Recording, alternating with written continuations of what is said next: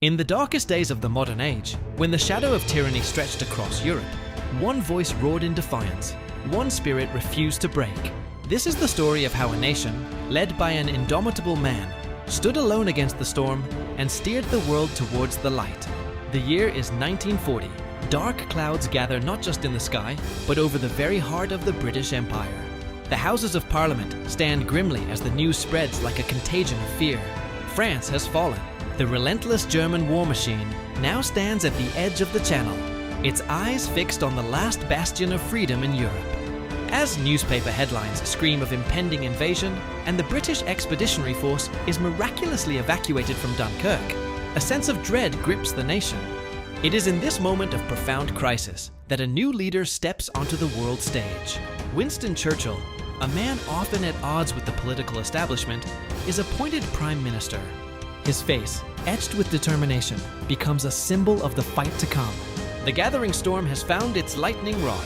Faced with the seemingly impossible, Churchill wielded his most potent weapon: words. From a simple radio studio, his voice, gravelly yet resonant, reached every home in Britain and echoed across the free world. He offered not easy promises, but a stark reality. He promised blood, toil, tears, and sweat. As visuals of soldiers digging in on the beaches of Dover flash across the screen, we hear his vow. We shall fight on the beaches. We shall fight on the landing grounds. We shall fight in the fields and in the streets. We shall never surrender. His speeches were not mere rhetoric. They were a call to arms for the soul of a nation. As images of brave pilots climbing into their Spitfires and ordinary citizens clearing rubble from bombed-out streets appear, his galvanizing declaration rings true.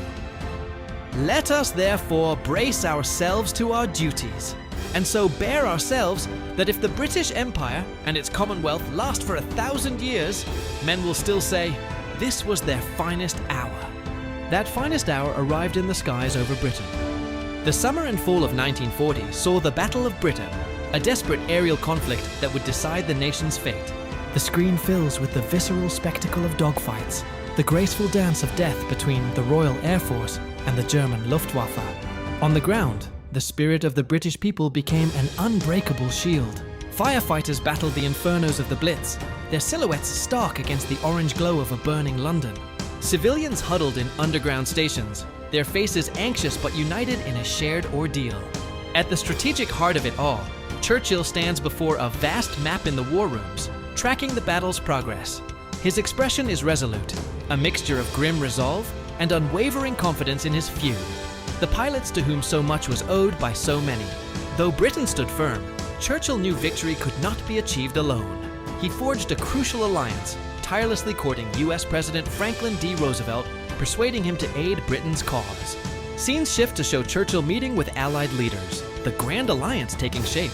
His statesmanship was as vital as his oratory. The tide of the war begins to turn.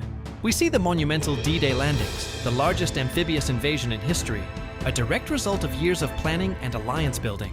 Armies advance across Europe, liberating nations one by one. Finally, on VE Day, the culmination of years of sacrifice, Churchill appears on a balcony before a vast, cheering crowd. He raises his hand, fingers split in a simple, powerful gesture that had come to define their struggle and their triumph: the V for victory. In the aftermath of the war, the world saw a different side of the leader. A post-war image shows an older, more reflective Churchill, the weight of his wartime burden still visible. He channeled his immense energy into another form of storytelling, writing his magnificent multi-volume memoirs, The Second World War, an accomplishment that would earn him the Nobel Prize in Literature in 1953. He was not just a warrior and a statesman, but a historian and an artist, capturing the epic struggle for future generations. As the final scene unfolds, a proud statue of Churchill, defiant and forward-striding, stands in Parliament Square, a permanent monument to his legacy. The image slowly transforms, fading into the bold lines of a comic strip, immortalizing the Lion of Britain, not just in bronze, but in the powerful, accessible art of the graphic narrative.